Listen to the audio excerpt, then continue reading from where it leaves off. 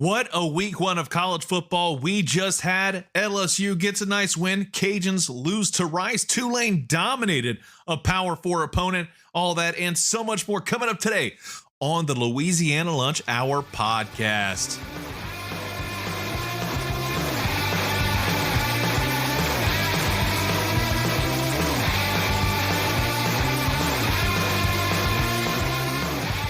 And welcome everyone to the Louisiana Lunch Hour podcast, a podcast dedicated to all things Louisiana sports. And we're not just talking about LSU. We're talking about Tulane, McNeese, everywhere in between.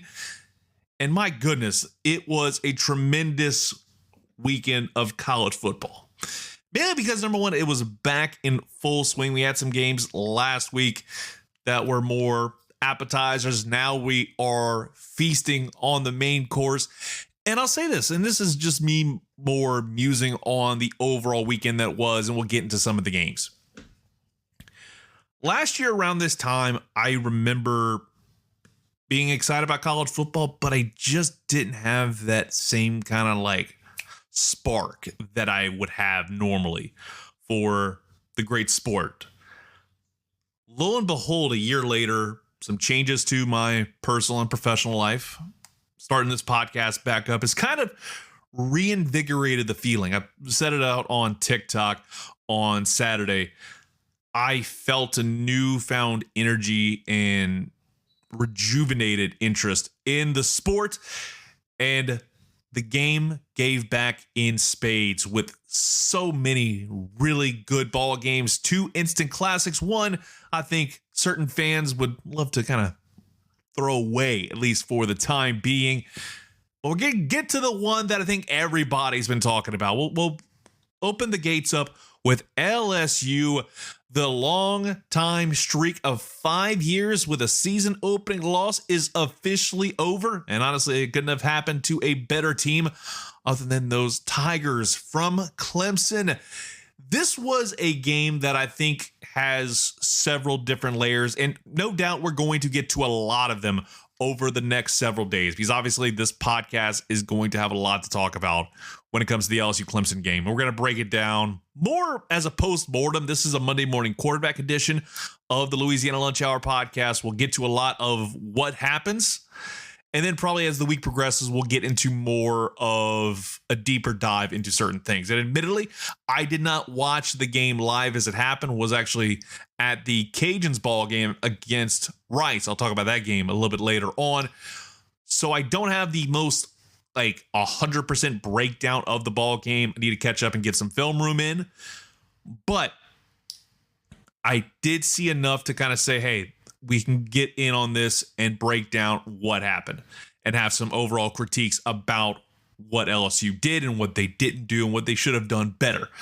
First off, we got to start with Brian Kelly, because Brian Kelly left a lot of points on the table. Honestly, they probably should have won that game by a larger margin if they had just taken the points. And sometimes I think that's the lesson I think coaches are forgetting in a world where we're obsessed with analytics, with fourth down conversions and things of that nature. I mean, again, scared money don't make money, but at the same time, safe money is the place to be sometimes. You just got to take the opportunities and say, hey, I'm going to take the points in these situations.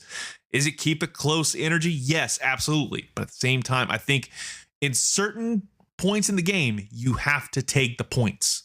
And you could have handled your business, and Clemson wouldn't have had the chance to kind of make this a lot more competitive as it was when you look at the final score.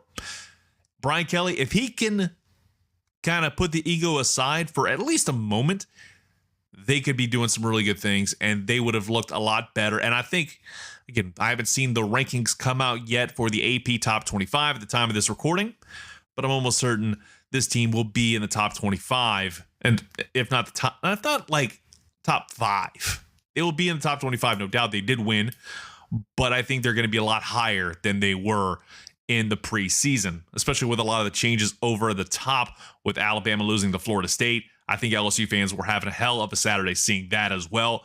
And then Texas losing to Ohio State. We're not going to get into all those games. You can check that out on other podcasts. This is about Louisiana sports.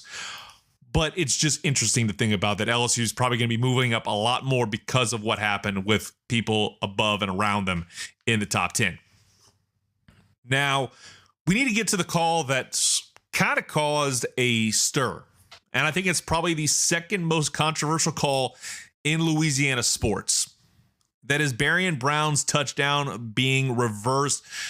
A no call that people will remember for years to come, even though it did not result in the game not going in LSU's favor. It's not like the 2019 Saints no call against the Los Angeles Rams, where it wound up costing them a chance to go to the Super Bowl and probably beat the New England Patriots.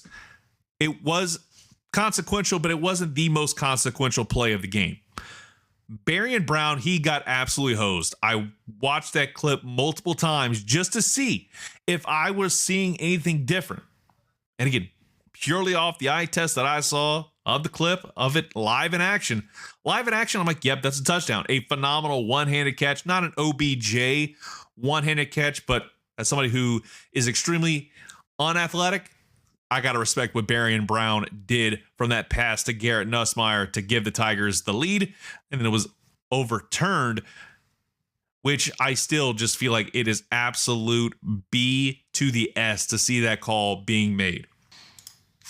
I think if we're being honest with each other, that should have been 6. I think there's no doubt in my mind that was a touchdown by all accounts. Everything that I saw, and again, I'm no expert on officiating, but every single rule of football absolutely was executed properly, and that should have been ruled a catch. This wasn't, the Des caught it catch, but I think it's the new addition of that. Again, it didn't result in a loss, but it should have been a lot more of a one-sided affair, if not for not taking points and also the Barian Brown touchdown call being reversed. Those were two of the moments where I think LSU realizes, hey, we need to kind of get off our asses and essentially set yourselves up for a great opportunity in the not too distant future. That's the number one thing you're going to have to do if you are LSU, is to take the points. And if you get a bad call, turn your way. Just kind of flush the commode and move on. And then we have, I think it's so refreshing to see this guy's name pop up again in the headlines for the right reasons, because it's been a minute since we've been able to talk about one Harold Perkins.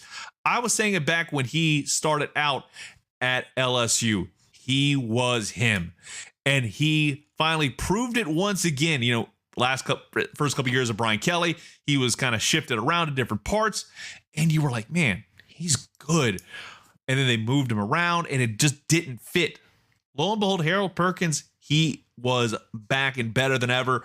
5 tackles, 3 solos, and 1 sack, 1.5 tackles for loss. He wasn't the best defensive performer overall. I think that goes to PJ Woodland. 5 solo tackles. He had 5 total, and all of them were solos. Nothing short of impressive from him. But Harold Perkins had some really good moments, and he also helped the team secure the win on that 4th down in the final drive, helping result in a pass incomplete by Cade Klubnik, who definitely was having a little bit of a rough afternoon into the evening hours over in South Carolina. Then LSU, obviously, they just took a knee and they said, let's go home. But again, Harold Perkins really showed off that he was him once again. And I have to say that was one of the more impressive things I took away from the win against LSU, is that this defense all around, DBU, it looks to be reaccredited after a long period where you weren't necessarily sure if this was the DBU that you remembered. And we saw it. This defense probably was one of its best performances in a hot minute. Blake Baker finally has this defense running on all cylinders. And at the end of the day, that's all you have to ask for if you are Brian Kelly and the LSU Tigers.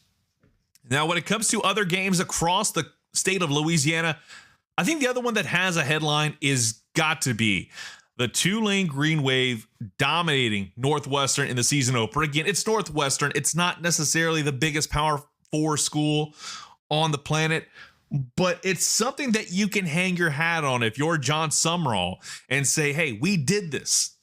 They beat a team at home that was a Power 4 program in week 1. That is a massive feather in the cap, but I think it's even more so because the defense was playing pretty much lights out. On the third play of the game, defense gets an interception.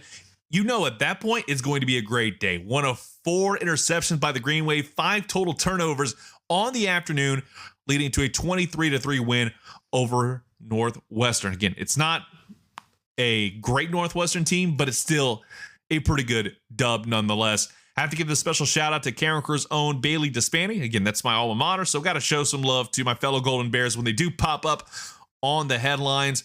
5 tackles, 2 solos, but Javion White, defensive player of the game in my mind, with 2 picks on Preston Stone. And the other big name I think we're going to be talking about a lot as the season goes on is Jake Retzlaff.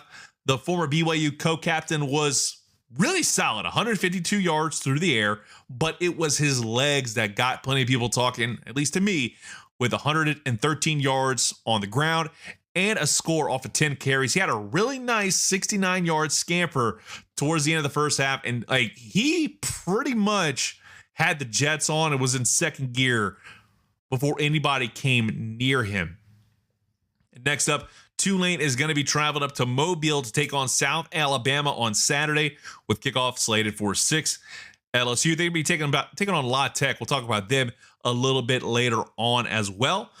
Let's flip over to the team over in Lafayette, Louisiana, and that is the Ragin' Cajuns. They struggled mightily on Saturday night, against Rice. The triple option was just too much for them. This was the first game inside the newly renovated Our Lady of Lourdes Stadium. The fans got to see this mecca in full with brand new lights, a fireworks display, Mark Broussard performing the national anthem, all this great pomp and circumstance. And what did they get out of it? A 14-12 loss. That's not what you want to see. It pretty much deflated the entire room. And then some. And again, this is in front of 22,000 people. And I'm not going to get into attendance debates here because it's just a tired act. Again, I would love to see the Cajuns get 30,000 people in the stands every single game.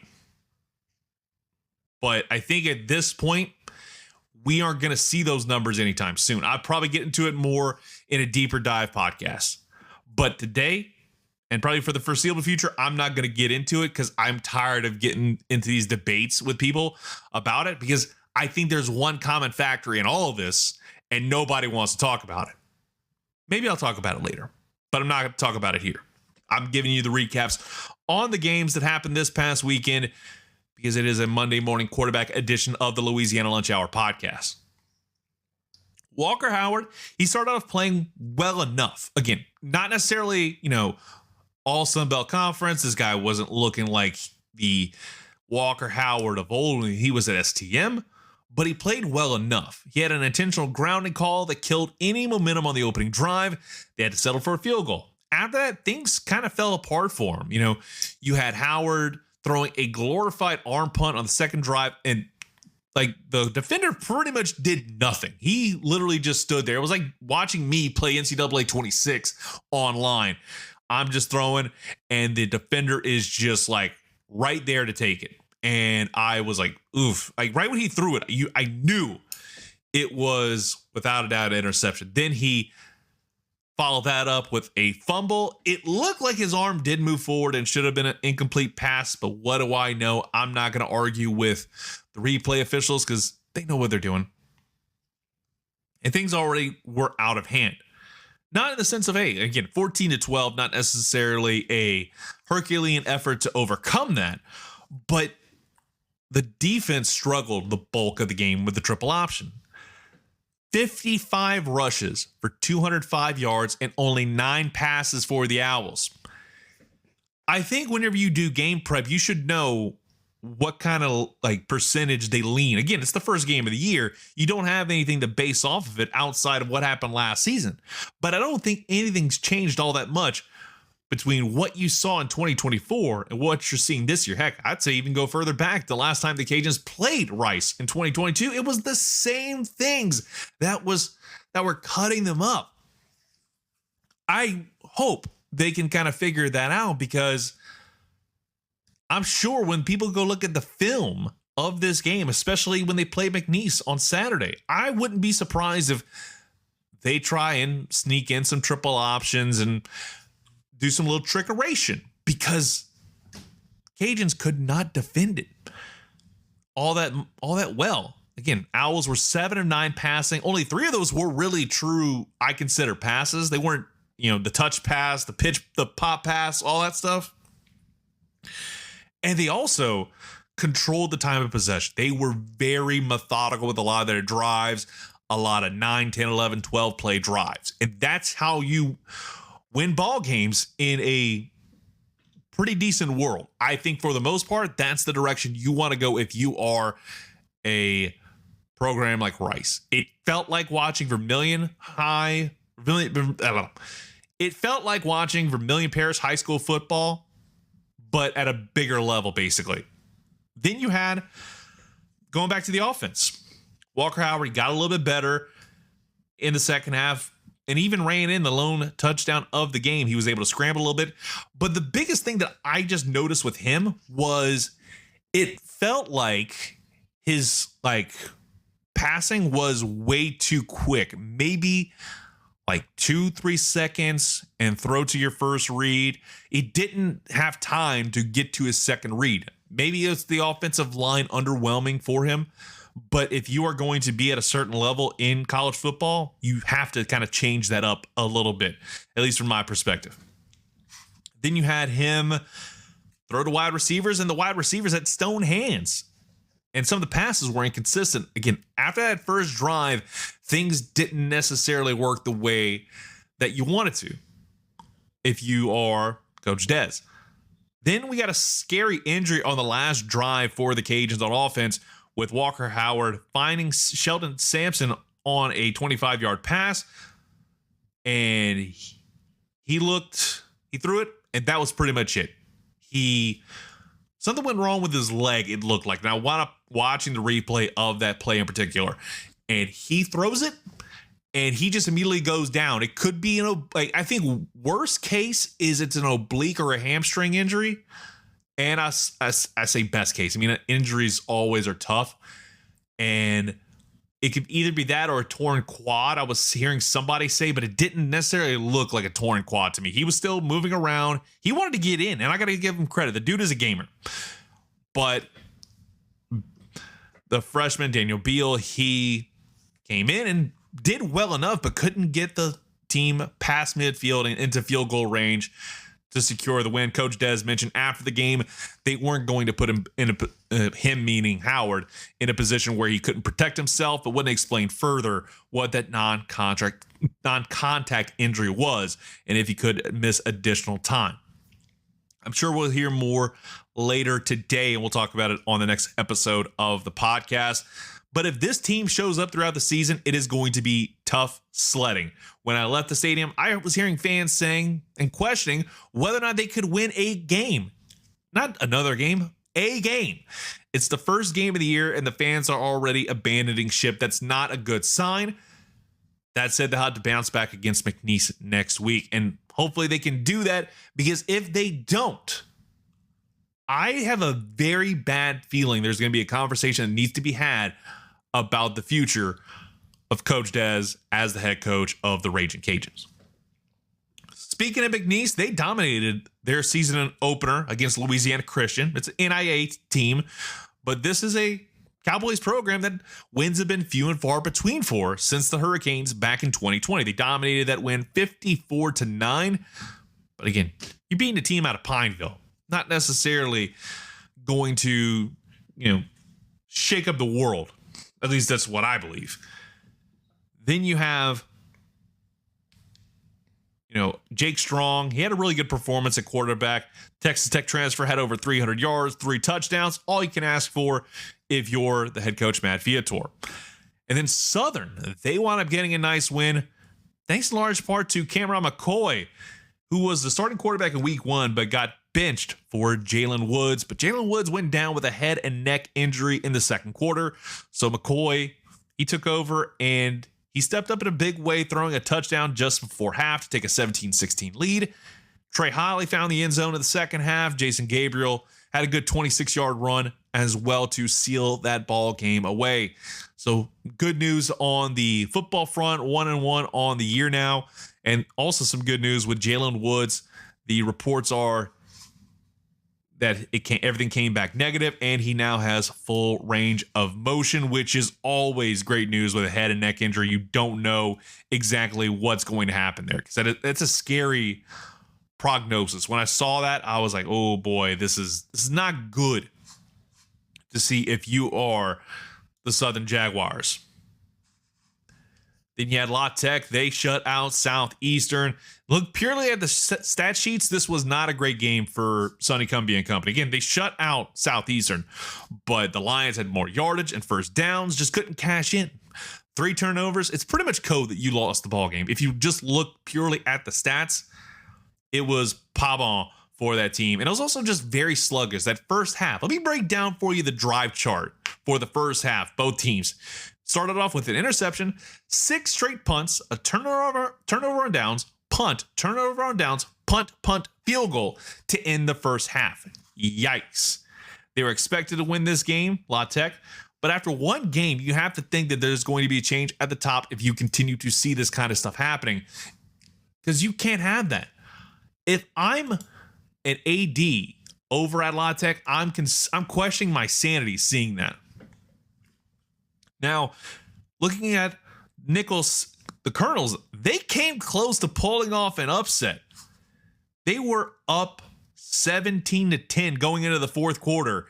And then Troy's like, all right, we need to get our heads out of our asses and put up 28 points. A 28-3 fourth quarter sealed the deal for the Trojans, getting a nice win over Nichols. Tommy Ray Becky, 1-1 in his career as a head coach. As for the Colonels, but you still have to say that is a really good win, all things considered. Again, we weren't asking for the world, but getting a win over Troy would have been tremendous. But being able to hold your own for 3 quarters and then kind of the wheels fell off for one reason or another is what it is. I don't think anybody was expecting them to win, but still, I think you've got to be pleased. Again, you upset Incarnate Word to start off the season. You hang tough against Troy. I don't think you can ask for more. And we'll wrap up with one more team that had a win over the weekend. Pretty much there weren't that many losses in the state of Louisiana unless it was the in-state matchups. Grambling, they closed out the weekend with 55-7 victory over Langston. Again, a lower tier opponent for Grambling. Nothing surprising there. Nothing much to really write home about, but still a really good win. Savion Tisa, 20-25 for 203 yards, 3 touchdowns, and he led the way over a member of the NAIA. Again, it's a lower tier team you're playing against. You are expected to win those games. Is what it is. You just kind of take those wins and you enjoy it and you get ready for the next week's game. Make sure everybody's healthy. And everybody's healthy. That's a little lagniappe. Appreciate you listening to this edition of the Louisiana Lunch Hour podcast. All the great Louisiana state sports news you need in 30 minutes or less. I'll talk to you next time. And make sure you check us out on Spotify. Follow us over on social media. Just search Louisiana Lunch Hour on Facebook, Instagram, TikTok, YouTube, and on X at LA Lunch Hour. Wish they could just make it Louisiana Lunch Hour. It'd be just that simple. But again, is what it is. Go ahead and check us out on social media. You can subscribe to the pod either on Spotify or Apple Podcasts. Working on getting on all the podcast platforms before too long. Hope you have a great rest of your Labor Day. back with you tomorrow with another edition of the Louisiana Lunch Hour podcast.